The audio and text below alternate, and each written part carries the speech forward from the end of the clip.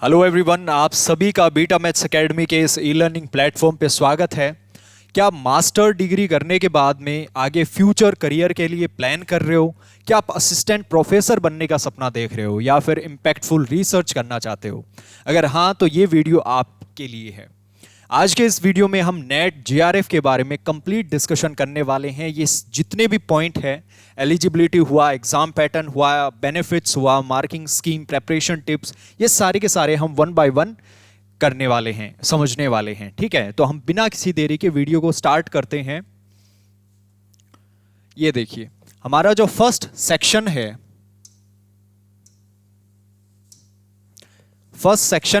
वो है net JRF आखिर है क्या।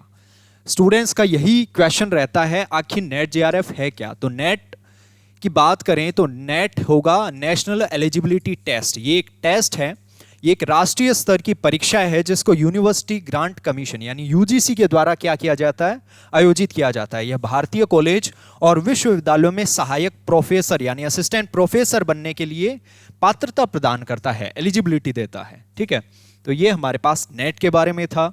नेक्स्ट पॉइंट है जेआरएफ। आखिर जेआरएफ क्या है? जेआरएफ की फुल फॉर्म है जूनियर रिसर्च फेलोशिप। यह उन उम्मीदवारों को वित्तीय सहायता, इट मींस फाइनेंशियल असिस्टेंस प्रदान करता है जो परीक्षा पास करने के बाद रिसर्च करना चाहते हो। अगर आप रिसर्च फील्ड में जाना चाहते हो तो जेआरएफ आपके लिए बेस्ट ऑप्शन होगा। ठीक है, नेक्स्ट हमारे पास थर्ड पॉइंट है नेट जेआरएफ का उद्देश्य क्या है। उद्देश्य मतलब पर्पस क्या है इसका। फर्स्ट पॉइंट है इसमें सहायक प्रोफेसर की भूमिका के लिए पात्र बनाना। अगर आप यहां पे नेट क्वालिफाई करते हो तो आप असिस्टेंट प्रोफेसर के लिए एलिजिबल होते हो। तो फर्स्ट पॉइंट है नेट जेआरएफ के लिए। और सेकंड है अपने चुने हुए विषय में रिसर्च कार्य के लिए फेलोशिप प्राप्त करना। जो भी आपके पास सब्जेक्ट है, चाहे वो आर्ट हो, कॉमर्स हो, साइंस हो, उस स्ट्रीम से आप फिर क्या करते हो, रिसर्च करते हो। ठीक है, और उस रिसर्च के दौरान आपको फेलोशिप मिलती है। कितनी मिलती है, कैसे मिलती है, वो सारा कुछ आगे हम डिस्कस करेंगे। ओके, नेक्स्ट सेक्शन है हमारे पास एलिजिबिलिटी क्राइटेरिया। ओके, जिसमें फर्स्ट पॉइंट है शैक्षणिक योग्यता यानी एजुकेशनल क्वालिफिकेशन। अब एजुकेशनल क्वालिफिकेशन क्या होगी वो देखिएगा। किसी भी विषय में मास्टर डिग्री पोस्ट ग्रेजुएशन न्यूनतम 55% अंकों के साथ की होनी चाहिए आपकी। अगर आप रिजर्व कैटेगरी से बिलोंग करते हैं जैसे SC ST OBC या फिर PWD, तो आपको 50% मिनिमम चाहिएंगे पीजी में। ठीक है, पोस्ट ग्रेजुएशन में। ओके, आगे देखिए आपकी एज लिमिट कितनी होगी। नेक्स्ट पॉइंट है एज लिमिट। तो देखिए जेआरएफ की बात करें तो अधिकतम आयु सीमा 30 वर्ष है। अगर आप SC ST OBC या PWD जैसे रिजर्व कैटेगरी में है या फीमेल कैंडिडेट है तो आपको 5 वर्ष की छूट मिल जाएगी। ठीक है, तो मिनिमम आप मानकर चलिए मैक्सिमम एज आपकी 30 ईयर्स रहेगी। ठीक है, अगर आप रिजर्व से है तो आपको 5 की छूट मिल सकती है, 5 साल की। अगर हम नेट की बात करें जिसमें सहायक प्रोफेसर यानी असिस्टेंट प्रोफेसर के लिए एलिजिबिलिटी इसमें दिया जाता है, पात्रता होती है। इसमें कोई आयु सीमा नहीं है, यानी नेट आप जब तक चाहो तब तक दे सकते हो। ठीक है, नेट के लिए कोई भी एज क्राइटेरिया, एज लिमिट नहीं फिक्स की हुई। जेआरएफ के लिए फिक्स है जो है 30 ईयर्स। 5 वर्ष की आपको छूट मिल जाएगी अगर आप रिजर्व कैटेगरी से हो। ओके, तो ये था हमारे पास एज लिमिट। थर्ड पॉइंट है स्ट्रीम विशिष्ट विवरण यानी स्ट्रीम स्पेसिफिक डिटेल। तो साइंस के छात्रों के लिए, अगर आप साइंस स्ट्रीम से बिलोंग करते हो, यदि आपने MSc जो फिजिक्स में की हो या केमिस्ट्री में की हो, बायोलॉजी में की हो, मैथ में की हो या अन्य किसी साइंस स्ट्रीम से की हो, तो आपको CSIR नेट के लिए आवेदन करना चाहिए। अगर आप साइंस स्ट्रीम से हो तो आपको CSIR नेट के लिए क्या करना चाहिए, अप्लाई करना चाहिए। ठीक है, वैसे साइंस स्ट्रीम वालों के लिए CSIR ही क्या करता है। CSIR जो क्या है, ये देखिए यहाँ पे लिखा हुआ है वैज्ञानिक तथा औद्योगिक अनुसंधान परिषद भारत। ये कंडक्ट करवाता है साइंस स्ट्रीम वाले स्टूडेंट्स के लिए। ठीक है, तो ये इसमें रहेगा।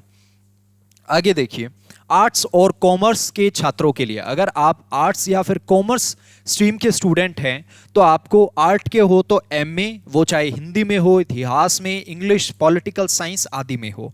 और अगर आपके पास कॉमर्स है तो वहाँ पे आपको आपने एमकॉम की हुई हो तो आप यूजीसी नेट के लिए अप्लाई कर सकते हो, ठीक है। साइंस स्ट्रीम वालों के लिए सीएसआईआर नेट, और आर्ट और कॉमर्स स्टूडेंट के लिए आप यूजीसी नेट के लिए आवेदन कर सकते हो, ठीक है, एप्लीकेबल हो।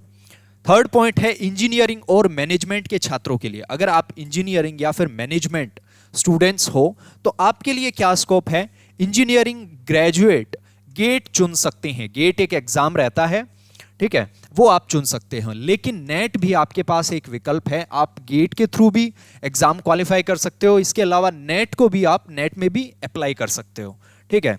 मैनेजमेंट के छात्र नेट का उपयोग टीचिंग या रिसर्च कैरियर के लिए कर सकते हैं। जो मैनेजमेंट के स्टूडेंट है वो नेट का यूज कर सकते हैं अगर वो टीचिंग प्रोफेशन में जाना चाहते हैं, टीचिंग करवाना चाहते हैं या फिर रिसर्च करना चाहते हो, तो इसके लिए आप नेट क्या कर सकते हो, नेट के लिए अप्लाई कर सकते हो, ठीक है। तो ये था स्ट्रीम स्पेसिफिक इंफॉर्मेशन आपके लिए, ठीक है। नेक्स्ट सेक्शन 3 है जिसमें रहेगा परीक्षा पैटर्न और मार्किंग स्कीम। एग्जाम पैटर्न और मार्किंग स्कीम की बात करेंगे हम। तो देखिए सबसे पहले है यूजीसी नेट के लिए। यूजीसी नेट किसके लिए है, जो आर्ट सेक्शन से है, आर्ट स्ट्रीम से है और कॉमर्स से है, ठीक है। आपके लिए रहेगा यूजीसी नेट। अब यूजीसी नेट की मार्किंग स्कीम या एग्जाम पैटर्न किस तरीके से रहेगा, यूजीसी नेट में होते हैं 2 एग्जाम। पहला पेपर फर्स्ट जिसमें 50 क्वेश्चंस रहते हैं, इसमें सामान्य विषय जैसे teaching aptitude, research aptitude, logical reasoning और सामान्य ज्ञान को मिलाकर आपके पास 100 अंक का ये पेपर रहता है, ठीक है, जिसमें 50 क्वेश्चन आते हैं, यानी एक क्वेश्चन 2 मार्क्स का हो गया इसमें, ठीक है। तो ये है paper first. Next paper second जिसमें 100 क्वेश्चन आते हैं आपके चुने हुए विषय, जो आपके पास सब्जेक्ट है उस स्पेसिफिक सब्जेक्ट के आपके 100 क्वेश्चन रहते हैं जो 200 मार्क्स के रहते हैं। यहां पे भी एक क्वेश्चन है वो 2 मार्क का हो गया, ठीक है। तो इस तरीके से यूजीसी में 2 हमारे पास पेपर रहते हैं। आगे देखिए नो नेगेटिव मार्किंग, यहां पे किसी भी तरीके का नकारात्मक अंकन नहीं है यूजीसी नेट में, ठीक है। गलत उत्तरों के लिए कोई पेनल्टी नहीं होगी। अगर आपने गलत किया तो वहां पे आपके एग्जाम नेगेटिव मार्किंग के थ्रू नहीं कटेंगे, ठीक है। अगर जो आप नहीं करोगे या गलत करोगे वैसे आप जो सही कर दोगे फिर वो ऐड हो जाएंगे नंबर, ठीक है। आगे देखिए परीक्षा का माध्यम, मोड ऑफ एग्जाम क्या होगा, ऑनलाइन कंप्यूटर आधारित टेस्ट, सीबीटी ये रहता है, कंप्यूटर बेस्ड टेस्ट, ठीक है। इसके अलावा अभी पीछे ऑफलाइन भी एग्जाम होने का था कुछ, ठीक है।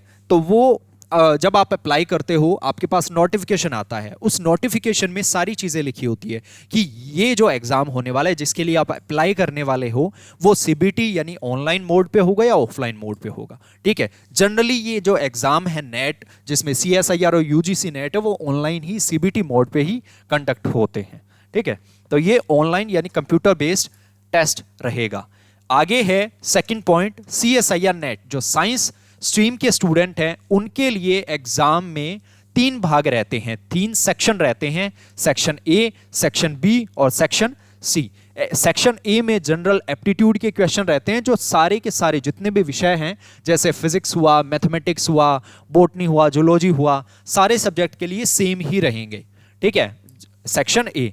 सेक्शन बी की बात करें तो इसमें विषय विशिष्ट कोर टॉपिक्स, जो कोर टॉपिक्स है वो आते हैं। और इसके अलावा सेक्शन सी में एनालिटिकल और क्रिटिकल थिंकिंग बेस्ड क्वेश्चन रहते हैं सेक्शन सी में। तो इस तरीके से सीएसआईआर नेट में 3 सेक्शन आएंगे, section A, section B, section C, जिसमें सेक्शन ए रहेगा टीचिंग एप्टीट्यूड, लॉजिकल रीजनिंग से रिलेटेड, ठीक है, मैथमेटिकल एप्टीट्यूड भी आप बोल सकते हो इसको, और जितने भी अदर सब्जेक्ट हैं उन सब के लिए सेम रहेगा साइंस स्ट्रीम में।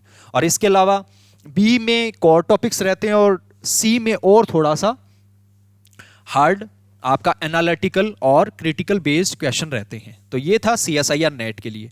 इसकी मार्किंग स्कीम की बात करें तो ये रहता है 200 मार्क्स का, ठीक है। इसमें नकारात्मक अंकन नेगेटिव मार्किंग होती है। अब किसी जो सब्जेक्ट है उसमें सेक्शन ए, सेक्शन बी में नेगेटिव मार्किंग होती है और किसी सब्जेक्ट में सेक्शन ए, सेक्शन बी और सेक्शन सी तीनों सेक्शन में नेगेटिव मार्किंग होती है, ठीक है। तो वो उस सब्जेक्ट के ऊपर डिपेंड करता है। अगर हम मोड ऑफ एग्जाम की बात करें तो ये भी कैसा होगा, ये भी होगा सीबीटी यानी कंप्यूटर बेस्ड टेस्ट, ठीक है। ओके, इसमें नेगेटिव मार्किंग होगी, ठीक। सेक्शन 4 क्या रहेगा, ये देखिए, सेक्शन 4 नेट जेआरएफ के फायदे, बेनिफिट्स ऑफ नेट जेआरएफ, आखिर फायदे क्या हैं इसके। तो देखिए फर्स्ट पॉइंट है रिसर्च के लिए वित्तीय सहायता। अगर आप जेआरएफ के थ्रू क्वालिफाई करते हो, जेआरएफ है ना, तो उसमें आपको क्या होगा, क्या मिलेगा, फाइनेंशियल आपको असिस्टेंस मिल जाएगा, फेलोशिप मिल जाएगी। इसमें पहले 2 वर्षों के लिए 31,000 रुपए प्रति माह है और इसके बाद में 35,000 रुपए प्रति माह है आपको मिलेगा फेलोशिप में। सेकंड है सहायक प्रोफेसर के लिए पात्रता, आप असिस्टेंट प्रोफेसर के लिए एलिजिबल हो जाओगे। जैसे किसी ने नेट जेआरएफ क्वालिफाई किया, उसने जेआरएफ क्वालिफाई कर दिया और वो अगर रिसर्च के लिए नहीं जाना चाहता तो वो नेट के लिए तो एप्लीकेबल एलिजिबल रहेगा ही रहेगा।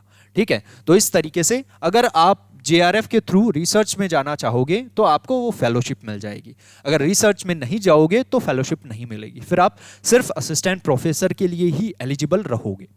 ठीक है, ओके, ठीक है। तो इसमें भारतीय कॉलेज और विश्वविद्यालयों में पढ़ाने की योग्यता प्राप्त करते हैं असिस्टेंट प्रोफेसर में। थर्ड पॉइंट है प्रतिष्ठित कैरियर विकल्प, प्रेस्टिजियस कैरियर ऑप्शन, एक स्थिर, सम्मानित और एक प्रभावशाली कैरियर पथ। अब इसमें क्या रहता है, अगर आपने जैसे आपने नेट जेआरएफ के थ्रू क्वालिफाई कर लिया एग्जाम, रिसर्च में नहीं गए आप और नेट आप असिस्टेंट प्रोफेसर के लिए एलिजिबल हो, अब आगे एग्जाम होना है और आप उससे पहले चाहते हो कि हाँ मैं फाइनेंशियल स्ट्रॉन्ग हो जाऊं, ठीक है, फैमिली बैकग्राउंड वगैरह वो सारी चीज़ें डिपेंड करती है, तो आप प्राइवेट कॉलेज में, प्राइवेट इंस्टीट्यूट जो हैं वहाँ पे पढ़ा सकते हो और आपको अच्छी खासी सैलरी मिलेगी। ठीक है, तो इतना फर्क पड़ जाता है अगर आपने नेट जेआरएफ क्वालिफाई किया हो तब। ठीक है, तो आपका एक बहुत प्रेस्टिजियस कैरियर ऑप्शन आपको मिलता है नेट जेआरएफ के थ्रू। फोर्थ पॉइंट है राष्ट्रीय स्तर पर मान्यता, नेशनली रिकॉग्नाइज, अकादमिक और रिसर्च उत्कृष्टता के लिए राष्ट्रीय स्तर पर पहचान। ये जो नेशनल एलिजिबिलिटी टेस्ट नाम से ही आपको पता चल रहा होगा, ये नेशनली आपको एलिजिबल करता है। आप चाहे किसी भी स्टेट से हो, आप वहाँ के कॉलेज में असिस्टेंट प्रोफेसर के लिए क्या कर सकते हो, अप्लाई कर सकते हो। ठीक है, तो इस तरीके से रहेगा। आगे देखिए सेक्शन 5 है नेट जेआरएफ की तैयारी कैसे करें। अब हम बात करेंगे आखिर कैसे आप इसकी प्रिपरेशन कर सकते हो। इससे पहले मैं एक चीज बताना चाहूंगा कि जो जेआरएफ रहता है, अगर आप जेआरएफ के थ्रू रिसर्च करोगे तो उसमें चाहे आप बात करो सीएसआईआर यानी साइंस स्ट्रीम वालों के लिए या फिर यूजीसी यानी आर्ट और कॉमर्स स्ट्रीम वालों के लिए, इन दोनों में क्या रहता है कि जेआरएफ क्वालिफाई करने के बाद जिस साल में, जिस ईयर में आपने क्वालिफाई किया है उसके 2 साल तक वो वैलिड रहता है आपका सर्टिफिकेट। यानी उस 2 साल के अंदर अंदर आप किसी भी यूनिवर्सिटी से जहां पे भी आप अप्लाई करना चाहते हो वहां पे आप रिसर्च के लिए अप्लाई कर सकते हो। 2 साल के बाद में फिर आपको वापस से अगला जो नेट जेआरएफ का एग्जाम होगा उसको क्वालिफाई करना पड़ेगा। वहां पे जब आप जेआरएफ क्वालिफाई कर लोगे तब आप फेलोशिप आपको मिल सकती है, आप रिसर्च में जा सकते हो। तो इसकी 2 साल की वैलिडिटी रहती है सर्टिफिकेट की, ये आपको पता होना चाहिए। ठीक है, ओके, तो नेक्स्ट है नेट जेआरएफ की तैयारी कैसे करें हम। सबसे इंपॉर्टेंट पॉइंट रहेगा इसमें फर्स्ट वाला, ये वाला पॉइंट वेरी वेरी इंपॉर्टेंट। क्या है, सिलेबस को समझे। सबसे पहले आपको एग्जाम क्वालिफाई करने के लिए क्या करना होगा, इसकी तैयारी के दौरान आपको सबसे पहले उसके सिलेबस को समझना होगा। ठीक है, अपने विषय के आधिकारिक सिलेबस को अच्छी तरह पढ़ें, महत्वपूर्ण टॉपिक्स को प्राथमिकता दें। इसमें आप क्या कर सकते हो, पीवाईक्यू है, प्रीवियस ईयर क्वेश्चंस है, वो देख सकते हो। उसमें कौन कौन से टॉपिक से इंपॉर्टेंट क्वेश्चन आए हैं उसके थ्रू आप क्या कर सकते हो, उनको लिख सकते हो और सिलेबस और उन टॉपिक्स के अकॉर्डिंग आप अपनी तैयारी को कंटिन्यू कर सकते हो। ठीक है, तो फर्स्ट हमारे पास पॉइंट ये रहने वाला है। नेक्स्ट पॉइंट है स्टडी मटेरियल। आपको स्टडी मटेरियल चाहिएगा, इसके लिए आप एनसीईआरटी या रेफरेंस बुक या फिर ऑनलाइन संसाधनों का उपयोग कर सकते हैं। उस सब्जेक्ट से रिलेटेड एनसीईआरटी हुई, रेफरेंस बुक हुई, गाइड हुई या ऑनलाइन एप्लीकेशंस जिसके अंदर आपको उस सब्जेक्ट से रिलेटेड नोट्स या पीडीएफ और कोर्सेज मिल जाएंगे, वो आप ज्वाइन कर सकते हो। ठीक है, इसके अलावा मॉक टेस्ट का अभ्यास करें और पिछले वर्षों के प्रश्न पत्र हल करें। जैसे कि मैंने बताया, किसके बारे में बताया जा रहा है यहाँ पे, पीवाईक्यू के बारे में। इसके साथ साथ आपको क्या करने हैं, मॉक, वेरी वेरी इंपॉर्टेंट। जितना आप मॉक टेस्ट करोगे अपनी तैयारी का लेवल आपको पता चलेगा। ठीक है, आपने कितना आपका तैयार किया हुआ है और कितना आपको तैयार करना है, वो सारी चीज़ें आपको किससे पता चलेगी? जब आप PYQ निकालोगे और साथ साथ आप मॉक टेस्ट दोगे तब। ठीक है, नेक्स्ट थर्ड पॉइंट रहेगा वेरी वेरी इंपॉर्टेंट, ये भी टाइम मैनेजमेंट। देखिए, घर पे बहुत सारे काम रहते हैं, घर पे या बाहर कहीं भी अगर आप 9 to 5 जॉब कर रहे हो तो वहाँ पे भी आपको टाइम निकालना बहुत मुश्किल रहता है। इस बीच इंपॉर्टेंट ये है कि आपको जो बचा हुआ, आपके पास जो बचा हुआ टाइम है उसको आप सही से मैनेज करो, टाइम ब्लॉक करो। ठीक है, प्रोक्रास्टिनेशन से बचो, यानी टालो मत चीज़ों को। अगर करना है आपको तो आज से ही स्टार्ट कर दो आप। ठीक है, तो इसके लिए जरूरी है कि आप टाइम को मैनेज करो। एक संरचित अध्ययन योजना के साथ प्रतिदिन 6 से 8 घंटे आप पढ़ाई करें कंटिन्यू। ये स्टार्टिंग की बात है, अगर आपको आगे और बढ़िया तरीके से, पहले तो ये है कि जब आप स्टार्ट करोगे तो 5 6 इतने ही आप निकाल पाओगे, आपको चीज़ें समझ में आएगी इस तरीके से। उसके बाद में धीरे धीरे धीरे धीरे ऑटोमेटिकली आप टाइम को क्या कर दोगे? मैक्सिमाइज कर दोगे। ठीक है, ओके। नेक्स्ट फोर्थ पॉइंट है कोचिंग में शामिल हो यदि आवश्यक हो। अगर आप सेल्फ स्टडी कर रहे हो तो बेस्ट है आप NCERT रेफरेंस बुक गाइड या इनकी मदद ले सकते हो। अगर आपको कुछ कमी लग रही है तो आप ऑनलाइन चूज कर सकते हो। अभी तो ऑनलाइन सबसे बेस्ट रहेगा। आप घर पे बैठकर या लाइब्रेरी कुछ भी ज्वाइन करके आप बढ़िया तरीके से ऑनलाइन कोर्स परचेज करो और अपनी तैयारी को स्टार्ट करो। इसी तरीके से अगर आप ऑफलाइन उस तरीके से उस एनवायरनमेंट को चाहते हो कि उस एनवायरनमेंट में आपकी स्टडी हो, तो आप ऑफलाइन कोचिंग ज्वाइन कर सकते हो। ठीक है, अगर सेल्फ स्टडी कठिन लगे तो ऑनलाइन या ऑफलाइन कोचिंग का विकल्प चुने। ठीक है, ओके। तो ये था आज के लिए नेट JRF का कंप्लीट डिस्कशन, जिसमें हमने एलिजिबिलिटी, इसकी मार्किंग स्कीम क्या होगी, इसके बेनिफिट्स क्या होंगे, इन सारे पॉइंट्स के बारे में हमने 1 by 1 सारी चीज़ें डिस्कस की थी। ठीक है, इसके अलावा एग्ज़ाम थोड़ा सा टफ हो सकता है, बट सही स्ट्रेटजी और सही प्लानिंग से आप ये एग्ज़ाम 101% क्वालिफाई कर सकते हो। इसी के साथ आप सभी को all the very best. Thank you so much.